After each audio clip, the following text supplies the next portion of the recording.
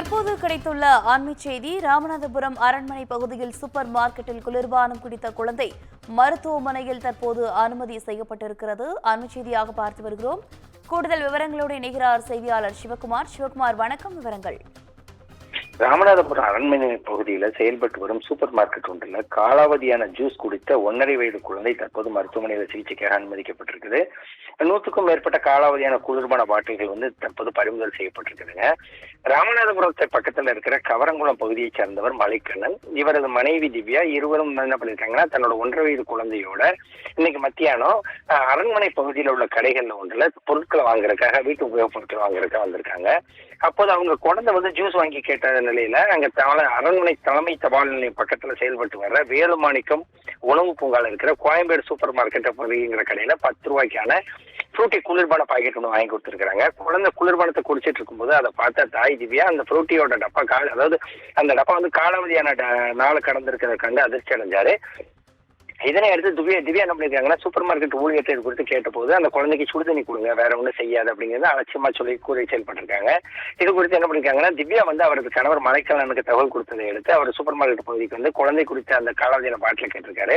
ஆனா நிர்வாகம் அதற்கு முறையான பதில் அளிக்காம ஃப்ரூட்டி டப்பாவை வேற ஒரு நபர்கிட்ட கொடுத்து அனுப்பிட்டு மலைக்கண்ணன் சூப்பர் மார்க்கெட்டை தகராறு செய்யறதா சொல்லி காவல்துறைக்கு தொலைபேசியில புகார் அளிச்சதன் பேர்ல போலீசார் அங்க விரைந்து விசாரணை நடத்தியிருக்கிறாங்க.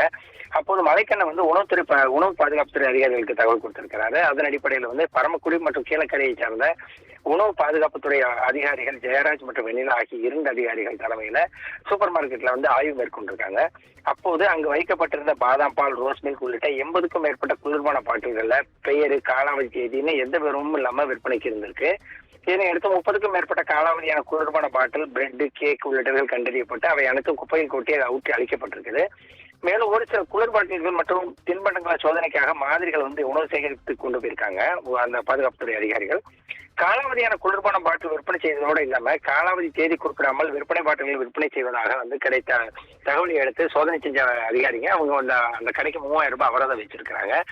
இதனிடையே அந்த காலாவதியான குளிர்பானத்தை குடித்த 1.5 வயது குழந்தை ராமநாதபுரம் அரசு மருத்துவக் கல்லூரி மருத்துவமனையில் அனுமதிக்கப்பட்டு தற்போது பரிசோதனை செஞ்சிருக்கிறாங்க. அதுல குழந்தையை பரிசோதித்த மருத்துவர் என்ன சொல்லியிருக்காங்கன்னா உடல் உபாதை, தோல் அரிப்பு அல்லது வாந்தி இப்படி எதை ஏற்படுதான்னு பார்த்துட்டு அதன் பிறகு குழந்தையோட உடல்நலம் குறித்து சொல்ல முடியும்னு சொல்லி குழந்தையை தற்போது அரசு மருத்துவமனையில் அனுமதிச்சிருக்கிறாங்க.